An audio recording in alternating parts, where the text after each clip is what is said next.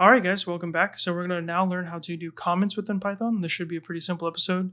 So for this new episode, we're going to make yet another folder. I'm going to do episode 4, comments. And then within that, we're going to make a new file. And like I said before, you can call it whatever you want. Just make sure it ends with .py and a common name to call your main Python file, or your script is just main.py. So we've created a new Python script called main, and then we're going to be able to run it. And so within this, we could do whatever we learned last time, which is printing messages. So print out some gibberish if you want to. But I specifically want to teach you guys about comments. So comments in Python are ways of leaving messages in the code so that you can document what the code is actually doing, maybe leave a to-do message, or maybe you just want to write notes in general. So to write a comment, you simply do a hashtag or a hash, whatever you want to call it, pound symbol, and then you can type whatever message you want. So we could say, this is a comment.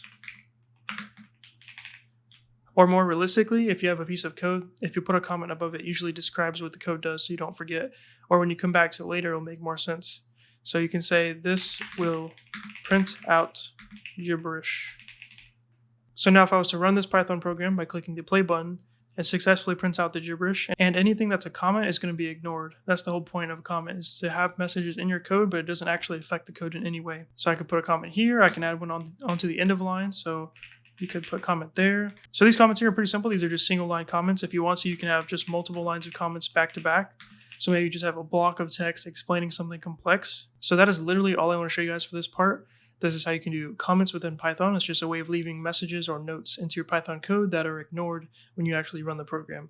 It's important to know what comments are because, one, I'll be using them a lot, so you won't be confused on what I'm doing. But also, I think you guys should be writing comments because it helps you note down what the code that you're writing is doing, so that when you come back to it later, it makes more sense. You don't have to stare at it too long. So that is it. Thanks for watching, everybody. Peace.